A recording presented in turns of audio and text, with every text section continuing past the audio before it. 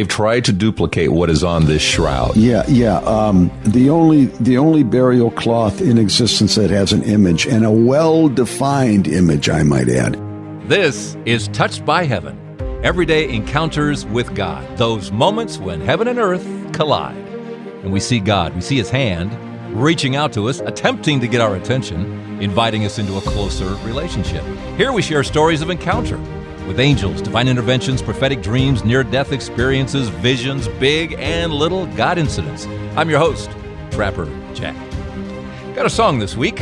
What does that mean, Trapper? Well, what it means is in the collisions of heaven and earth department for me personally, in terms of communication with God, I get songs. I hear songs, and they'll just play over and like earworms. You hear about earworms where a song, you just can't get it out of your head? Well, sometimes they mean something. I invite you to also just take a look at the songs and spiritualize the lyrics. And what that means is forget about what it was originally supposed to be about. We take the songs, kind of flip them on their sides a little bit and say, let's take a look at this. What else could it mean? What kind of communication is going on here? The song it's an old song by Huey Lewis and the News. It's called Do You Believe in Love? Do you believe? It's so shallow. It is such a shallow song. Here's the original storyline before we spiritualize. Guy's walking down the street, and he's looking for a woman who's looking for a guy. It's a one-night stand kind of song. He says, I'm looking for a woman who's looking for a man, and I don't want to be lonely. It's very needy. It's a one-night stand. What does he say? And then he says, do you believe in love to the woman? Do you believe it's true? I mean, it's just shallow, right? Okay, so what happens when we spiritualize the lyrics? Well, who's the he in this? Is it me? No. How about Jesus? There we go. Now then, let's follow this through. Let's say it's Jesus. Who's he looking for? He's looking for the woman. Who's the woman in this spiritualization? The woman is the church. The woman is the church. She's the bride. He's the groom, as it's said in the biblical readings, right? Okay, now we got something different here. Now we have Jesus, the groom, and the bride, and they're meeting, and he's saying to his bride, I don't want to be lonely. I want you with me, of course. And of course, we want that too, right? So here's the bride and the groom getting together, and he's saying, I don't want to be lonely. And then he says, do you believe in love? He's asking us as the church, do you believe in love? Because we know God is love, right? So he's really saying, do you believe in me? I mean, really? Do you really believe everything about me? Because the next line is, do you believe in love? Do you believe it's true? Do you believe it's true? What? Everything. This is a crazy story. Do you believe all this stuff? That's what he's asking us. Do you really believe this? Do you believe what it says? That God so loved the world, he gave us his only son? Do you really believe that? Do you believe in the virgin birth? Do you believe that God became man? Do you believe that he walked this earth, that he was crucified, died, buried, resurrected? Really? Do you believe all that stuff? Because for many of us at Easter, there's all these questions. Our baptismal vows are thrown back in front of us. Okay, most of us were a little baby when we got baptized. We're actually asked, do you believe in God, the Father Almighty? It's the Apostles' Creed.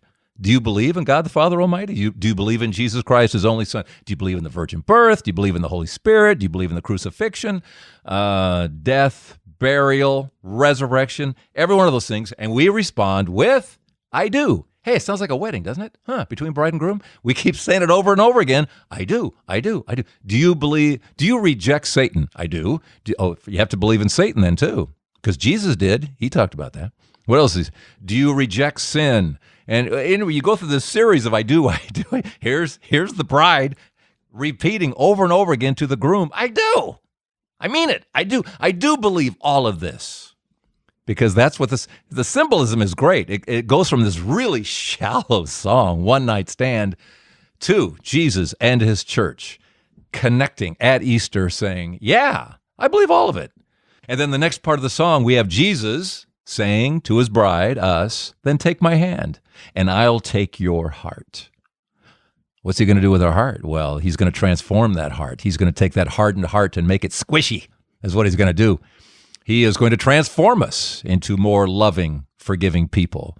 Take my hand, and I'll take your heart. And he transforms us. Yeah, I do believe. Well, in this episode, just because this is Touched by Heaven, Everyday Encounters with God, I'm going to bring back from episode 38, Tracy Iaccovetti and her amazing experience as Jesus allowed her to experience part of the Passion of Christ, and also bring back something historic that we covered in the Blind Faith Live podcast, and that is about the Shroud of Turin. The Shroud, our guest will be David Onesko. He's an expert in the Shroud, and there is so much scientific proof about this man in the shroud, this burial cloth. Somebody from a couple of thousand years ago who just happened to be crucified and given a crown of thorns and a spear in his side, just happened to be. And also there's this remaining event that's left right on the cloth, this thing they tried to duplicate this image that is created on this 3D image, a 3D image of this, sure looks like something happened, maybe a resurrection. We'll talk about that with David Onesko. But I want to mention to you, someone has said this is the fifth gospel. You have Matthew, Mark, Luke, and John, and someone said, no, if it's authentic, it's the first gospel. It was there before Matthew, Mark, Luke, and John wrote their gospels. Because it has passionate suffering, it has death, it has Jewish burial customs, and I believe it has resurrection on it. I have reason to believe that my father became a believer in Jesus based on the evidence of the man in the shroud. When they put Scotch tape over the shroud in 73 and in 78, lifted the Scotch tape off the shroud, mounted it on microscopic slides and looked at it under a microscope, they discovered dirt in the nose, the knee, and the soles of the feet. And there's a mineral in that dirt called travertine aragonite. Comes from one place on the earth, indigenous to Jerusalem, the limestone quarries of Jerusalem. And that's it. And there's no other place. No other place. This is indigenous to Israel, and particularly Jerusalem. Okay. And so the man walked and fell on limestone dust that has this mineral on it. The head was punctured. And it was a skull cap. It just wasn't a wreath or a circle that, the man in the shroud had on his head, but he those holes are throughout the head. Throughout the head, okay. More like a helmet of thorns. Wow. So there's blood flows and trickles and rivulets on the head, throughout the hair. There's blood flow on the arms, on the forearms, corresponding to a nail wound or a puncture wound, I should say, in the wrist. Okay, now let's talk about because some people become fixed on the nail went through the hand. It says so. Doubting Thomas, put your, there's always the hand is mentioned. Talk about the hand. Yeah. When we look at the Old Testament language, which was Hebrew, and the New Testament, which is Greek, that's where we have to draw our information from. The language of the Gospels, the language of the Old Testament. And in the book of Kings, I'm not sure if it's 1st or 2nd Kings, it refers to the word chair, Cheir. It's a Hebrew word, chair, which means hand. And it refers to in Kings women wearing bracelets on their chair. Okay, and that word in the original language of Hebrew means fingertips to elbow. Psalm 22, when it talks about they have pierced my hands and my feet, David says. Most people think that meant palm, but in the original language, it meant anything from fingertips to elbow. And of course, we have a reference in Kings, which refers to the wrist. This man on the shroud was crowned with thorns. Medical doctors have looked at, you can do an autopsy of this man based on images, better on the markings. Yeah, you can do an autopsy. They can't find any broken bones on this man. Yet he was marred. He was damaged more than any man or woman they've ever seen in their lives. To a man and to a woman, they said they've never seen a body more damaged. And once again, in prophecy, it said Isaiah said he was marred more than any man. In the side, the right side of the man in the shroud, he was speared between the 5th and the 6th rib. And it's interesting that the width of that spear wound, 4 centimeters, is identical to a Roman lance that was uncovered. It was either in Herculaneum or Pompeii, which was, the city was destroyed by the eruption of Mount Vesuvius in, 77, right. Everything frozen in time. Frozen in time. Right. They've uncovered a Roman lance from that period, and the width of that lance, 4 centimeters, is identical to the width of the wound of the man in the shroud. There's apparent markings on both feet that took a nail through both, through the left and right instep. The left foot would have been on top of the right foot, and there's evidence there on the shroud that that's the case. So taking the typical Roman crucifixion, if you will, which ended, as you said, there's a certain date where they didn't do this anymore. About early 4th century, Constantine the Emperor outlawed crucifixion. So the nails would be typical. But the lance is unique. The head wounds. Unique. Yeah. No broken bones. Unique. Yeah, because generally that was the way to finish them off. Correct. That's right. They would take an iron bar or a heavy wooden board, and they would fracture the tibia and the fibula, the lower leg, and the femur, because you cannot push up to exhale. See, in the slumping position on the cross, you can inhale. But you can't exhale. You have to pull up and push up to exhale. And and this sounds brutal, and anyone listening right now is going, man, come on, guys. Yeah. But to point out what I think the Passion of the Christ did so beautifully to the movie, and some people can't watch that movie. Correct. I can't not watch it almost on a yearly basis, because it reminds you what this man took physically, let alone all the sins of the world.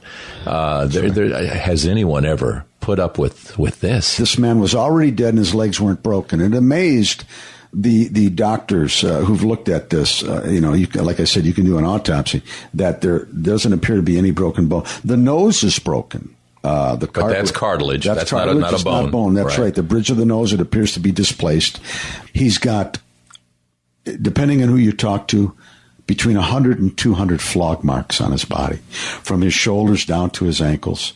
The only area not flogged was the area over the heart. They'd have killed him. It's amazing he didn't die. He died upon crucifixion. He didn't die from the flogging. They appear to be barbell shaped with spikes in them. And that's what the man in the shroud was flogged with. When they look at this, when scientists look at this, when criminologists look at this, are they surprised that didn't kill him, all the flogging? Oh, yes. Oh, absolutely. They say that medical doctors, forensic pathologists, coroners, trauma surgeons, emergency room doctors have said never have they've seen a body more damaged than the man in the shroud. But yet, the face. Let's get to the face. When we look at that damage to the body, we hearken to Nazi Germany, and we look at victims of the Holocaust, the brutality done to those bodies. They crucified victims during the Holocaust just to see how it was done. Almost invariably, when you look at film footage of victims, dead victims, or photographs, you'll see what's called a death mask, permanently etched, registered on that face at the moment. You see pain. You see the face of pain. You see pain. You see suffering. You see torture. It's there. When you look at the man in the shroud, there is no death mask. And many researchers, scientific researchers, have come to faith in Jesus because of that phenomenon. He shows no pain. He shows no pain. He shows a serene countenance, a peaceful countenance, even a regal, majestic one, as you gaze upon that face. And to many researchers, notwithstanding the stigmata on the nails in the wrists and the feet, the helmet of thorns, the spear wound in the side, the flogging, notwithstanding that, but the coup de grace, if you will, was the image of the face.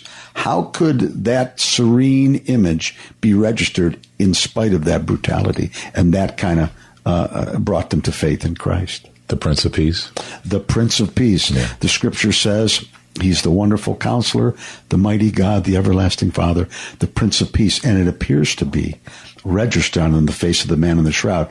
You see, peace is not an idea. It's a man. It's a person. His name is Jesus Christ. Do you want to go to this color that's on the shroud, or what's? We can talk about the color. It's a straw-like color. It's a yellowish color on the cloth itself. The image on the shroud is a surface phenomenon.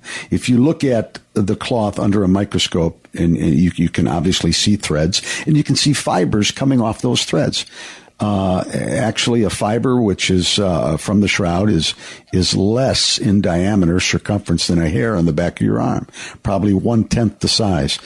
So when you look at threads under a microscope, you can take 100 of these fibers, weave them together, and you have a thread. Well, what's interesting on the shroud image is that the image rests on the top 2 or 3 fibers deep into that thread.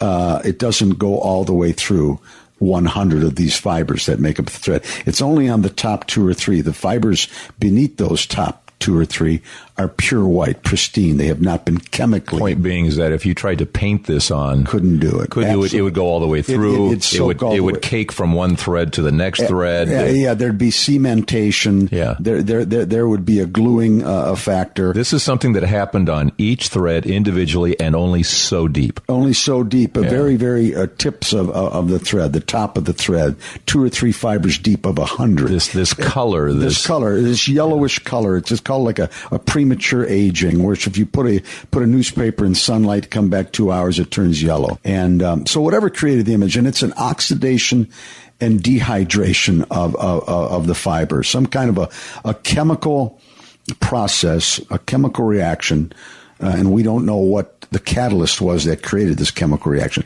but it's a dehydration, oxidation of the linen fiber. So that's what we're talking about, And somehow the theory being then, in order for that color to appear, there had to be some sort of explosion, radiation, an event happened to create something there. Yeah, an event happened, and they cannot duplicate this, nor can they. Okay, let's go back right there. Yeah. They've tried to duplicate what is on this shroud. Yeah.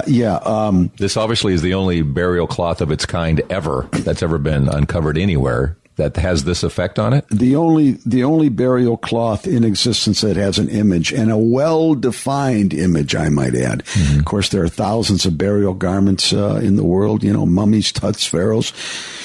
And they have, putrefaction and decomposition, body rot, blood, dirt, grime on them, but nothing within a well-defined image of a man who was crucified Roman style, which was outlawed by the Emperor Constantine in the 4th century. Mm-hmm. If this image, which is a dehydration and oxidation of the linen fiber, some kind of heat process, a dehydrative process involves heat, and it sucks the water out of the fibers.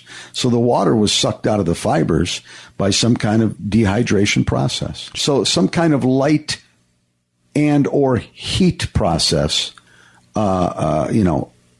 created this image. They do know that. Scientifically, they know that had to be the process to create that. Absolutely clear-cut, no doubt, no argument, no controversy there. Dehydrative, oxidative process colored the fiber of the linen on the top 2 or 3 threads, fibers of the thread. They just can't recreate it. They just can't recreate it. And if we're just going to say, just for, throwing it out there, that this was the result of the resurrection of Jesus, that Shekinah glory, the Shekinah glory of Jesus. When Jesus appeared to Peter, James, and John, he was transfigured. He was light. God is light. Jesus is God. Jesus is light. But you have, for many would say, it's a photographic negative on the cloth. When you take a picture of that in the dark room, a positive image emerges. Nothing like it on the planet. So they didn't really see everything on the shroud until someone took a picture and 1898, Secundo Pia. To see the negative, not the picture, but the negative before that picture was made is where it really comes to life, yes? Yes. The image on the shroud itself is a negative-like quality. Image, and when you photograph that in the dark room, a positive emerges. The darks and the lights reverse. What's dark on the cloth becomes light on the positive image, and vice versa. So, isn't it interesting how through time, as technology improves, more of this becomes evident that this is Christ? Yeah, I would agree. I would agree that and Dr. John Jackson, who led the team in 1978, the STIRP team, personal friend of mine, been in my home, has what's called a collapse theory, that the body, for lack of a better word, dematerialized in the tomb, irradiated, and there's an X-ray quality to the body. You can look at with the proper equipment. You can look at the hands, the finger bones. You can look at eye socket, the skull, the eye sockets, teeth. They know how many. They can count the teeth. They can see nerves in the teeth. Appears to be an X-ray quality using the right equipment to the man on the shroud, suggesting that the body irradiated, and the cloth fell through the body, creating the image. Now, this would have had to have been in a millisecond of time, a thousandth of a second, because it would have, if it was any longer in duration, it would have blew up the surrounding area. I mean, it's like you're talking about, a nuclear explosion, if you will. For this process. So it's a millisecond. Millisecond of time. And then the top part just collapses on the bottom. Collapsed through. John Jackson has a collapse theory that it collapsed through the body when it dematerialized. So that's what we have. So those threads, and once again, it takes what? Would you say 100 of these threads to make something about 100 of the fibers to make a thread? Okay, so think about that. The thinness of that. Yes. And 2 or 3 discolored. And so you're only going in 2 or 3 deep, but it's there to that degree and then gone. Yes. Wow. Yes. And can't be duplicated, as you might expect. Don't know the energy, And if we don't have the technology to recreate that now, they certainly didn't have it even in medieval times. Oh, my goodness. Let alone first century. Absolutely not. You're talking about a medieval forager having to paint, if you will, in negative prior to the invention of photography without being able to check his work, using fresh blood.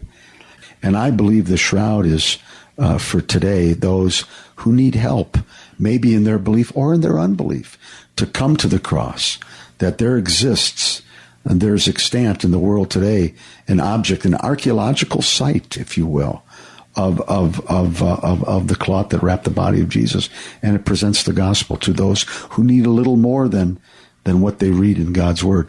And if it contradicted the word in any way, I couldn't and I wouldn't talk about it.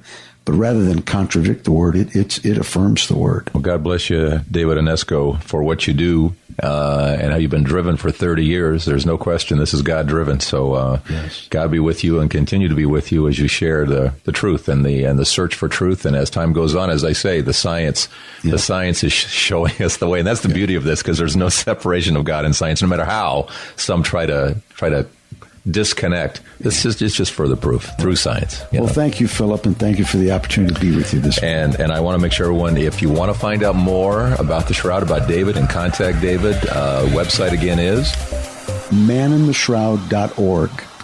David Onesko, manintheshroud.org. All that science. And also, I want you to hear again Tracy Iacovetti. Now, I interviewed Tracy, I think it was in December, and there was a part of the interview in which I was really supposed to save until now, Easter, but I couldn't wait. It was like getting a Christmas present. I couldn't wait to open up, because she was given quite an experience of experiencing the passion of Christ with Christ. It gave me a look at the passion of Christ that I've never had before. It affected me like nothing else ever has. It's remarkable. So I ran it back then because I couldn't. Oh, the other reason I ran it back then, besides it's just a wonderful insight, is that week I knew I was going to be on the national radio show, Coast to Coast AM, right? And thousands and thousands, I don't know, hundreds of thousands, I don't know how many people listen, but lots of people listen. And I wanted them, when they came to the podcast, to hear a great episode. And so I couldn't, I had to open that present early, if you will, because it's wonderful. But now here we are, hanging around Easter time together. And I want you to hear it again, this incredible experience Tracy was given. She was at a church prayer and communion service, and when she knelt down... This was a vision, and as soon as I knelt on the ground, it went black. I felt like I was outside. I felt like I was in a movie, but I felt like I was outside. It was cold, it was damp, it was dark. And I could feel somebody hurting, only it was more like a feeling like you wish you could back up. You wish you could back up right now, because, this is the feeling I had in my gut, was like, how terrible it would feel like if you accidentally hit somebody with your car and you wish you could turn back time, you wouldn't hit them, It was a feeling like you wish you could turn back time, but terrible, like deep, hard, I wish I could turn back time. And I was looking in the dark for this person who was agonizing. And I swear to you, I was in the garden, and it was Jesus, and I can't tell you what his face looked like, and it was him. And I looked at him, and as soon as I knew the agony was that it was time for the cross to come really soon, I was aware of my sin. Every sin in my life just popped up before my face. And I thought, oh no, I brought him here to this point. And he felt me feel that. And it interrupted his Father, if this cup could pass moment. He felt me feel guilt for my life, and he stopped me and he looked at me and he said, no, don't feel that. He said, I'll do this for you. And the next thing I know, I could feel anger and frenzy. And I look to my left and I see this mob of people coming up the hill with torches and angry. There's so many men coming up for him. They were slipping down off the side of this narrow road. And I saw the struggle. I swear to you, I would never make this up. I saw the ear get cut off. I saw Jesus put it back on, and he looked at me. He said, stop this fighting. I'll do this for you. And the next thing I remember, it was in a cold stone courtyard, and they had a bag over his head and they were beating him. And I thought, why isn't he angry? Because I could feel what he was feeling, and he was not angry. He was just tolerating what they were doing, almost like, let's just get through this. Let's just get through this. And I was sad watching it. And at every point, he said, I'll do this for you. After they took him and they started whipping him,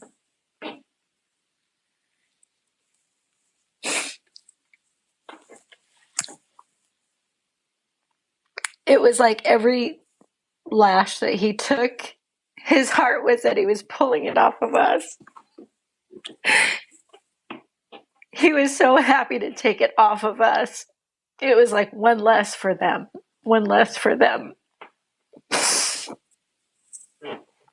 And he looked at me and he said, I'll do this for you. And then when they put the cross on him and made him walk, every time he fell, there's no way that this weak body is going to keep me from going all the way. And every time he pushed up with the cross, it was with determination that nothing would stop him from delivering us. So every time he stood up, he said, I'll do this for you. And then when he got to the cross, it was like a relief. And he was just done, and he was there. And when they raised him up, he said, I'll do this for you. And once they raised him up all the way and the cross went down, it went completely black for me. And I just sat there stunned, thinking, this is what communion is about.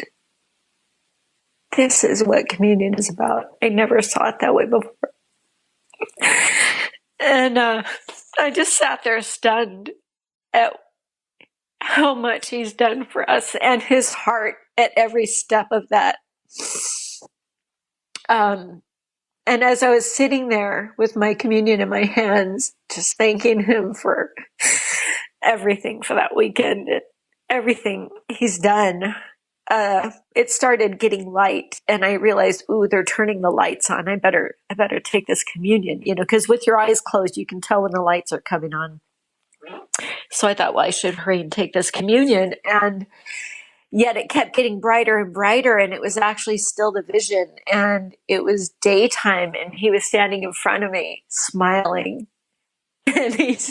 And he just had like this amazing smile, and he said, "And I'll do this for you." And he ascended, and that was the end of it. And it was amazing.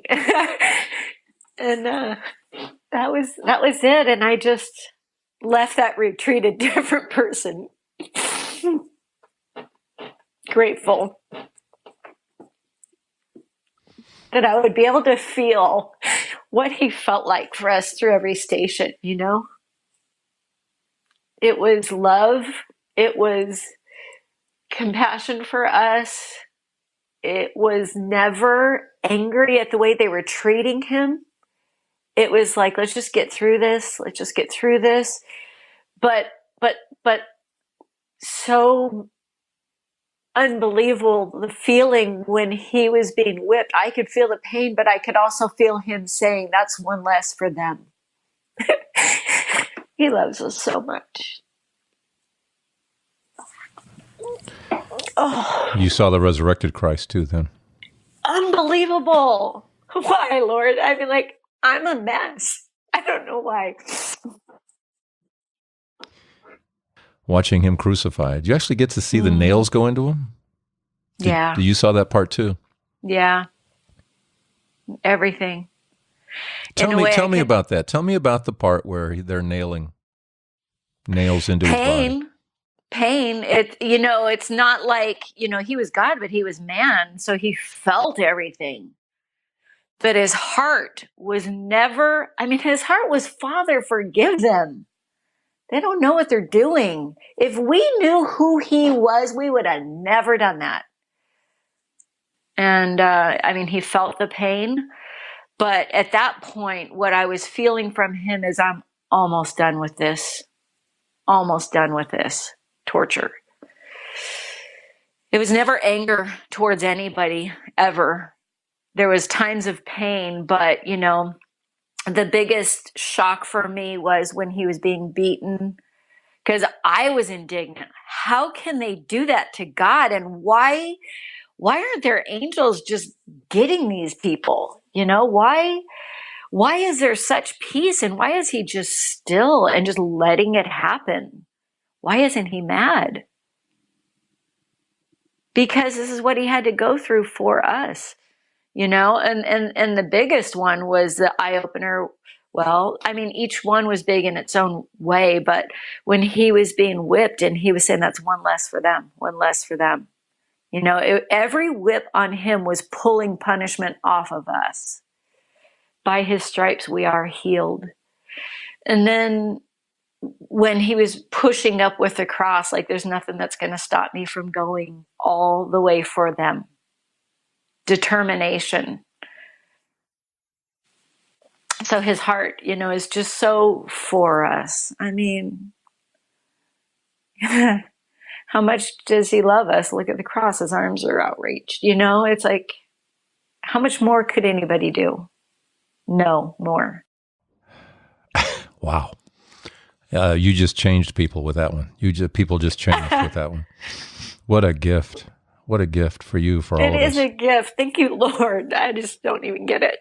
One of the things you said, and I had a thought on this a year ago, and I thought, was I crazy to have this thought?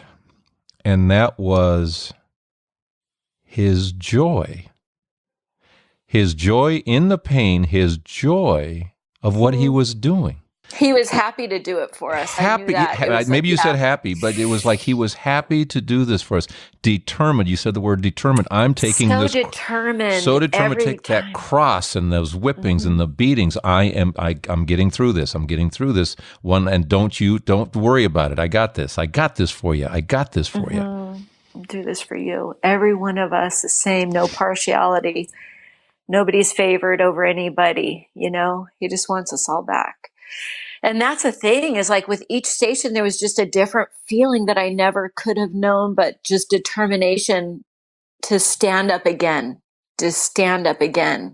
Nothing's keeping me from doing this. Thanks, Tracy. Tracy Iacovetti, once again, here on Touched by Heaven, Everyday Encounters with God. I'll do this for you. Isn't that gorgeous? I'll do this for you. Says it to Tracy, says to me, says to you, I'll do this for you. The love, the forgiveness. There's no anger. The peacefulness. Let's just get through this. Let's just get through this. Almost through this torture. Almost. Just a beautiful perspective. Like I say, that look at the Passion does more for me than I think anything I've ever heard or seen. Just that perspective of his sacrifice for us. He loves us that much. Who does that? That is our Jesus Christ. God bless you for listening. Thank you so much for listening to Touched by Heaven, Everyday Encounters with God. I need your story, absolutely, that you are the fuel, so let me know. Your story, your encounter with angels. Is that what it is? Visions, prophetic dreams, near-death experiences, divine interventions? Let me hear it at touchedbyheaven.net. I'll get back to you. Thank you for your help through Patreon, and just thank you for listening and sharing these episodes with others. Here at Touched by Heaven, Everyday Encounters with God, I'm Trapper Jack.